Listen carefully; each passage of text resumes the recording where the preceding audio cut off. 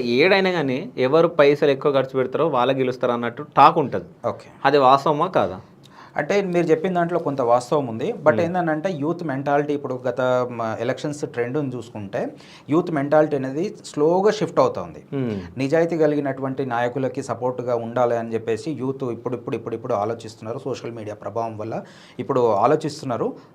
ఆలోచన అనేది ఇంకా కొద్దిగా కార్యరూపం దాల్చడానికి సరైన వ్యక్తులను ఎన్నుకోవడానికి ఇంకా కొద్దిగా టైం పడుతుండొచ్చు. బట్ మార్పు మాత్రం ఖచ్చితంగా నిజాయితీ కలిగినటువంటి వ్యక్తులకి, డబ్బు పంచనటువంటి వ్యక్తులకు మాత్రమే అధికారాన్ని అప్పజెప్పాలని చెప్పేసి యూత్ భావిస్తుంది. ఓకే. అంటే ఇప్పుడు మీ ఎంబడి ఎంతమంది యూత్ ఉన్నారు?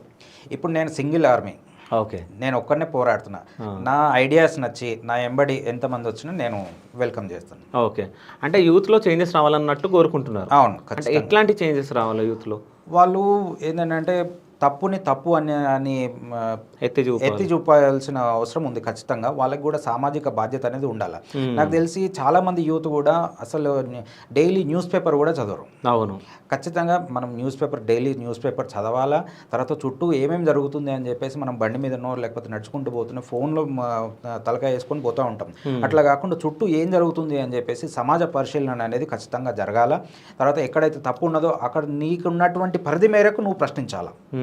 అట్లా నీకు అట్లీస్ట్ ఫేస్బుక్లో పెట్టడం వచ్చు, లేకపోతే అట్లీస్ట్ వాట్సాప్లో స్టేటస్ పెట్టడం వచ్చు, లేకపోతే నీకు జిహెచ్ఎంసీ యాప్లో కంప్లైంట్ చేయడం వచ్చు, లేకపోతే ట్విట్టర్లో పెట్టి నువ్వు పలానా అధికారిని కానీ పలానా ఎమ్మెల్యేని కానీ ట్యాగ్ చేయడం వచ్చు. ఆ మాత్రమన్నా నువ్వు చేయొచ్చు.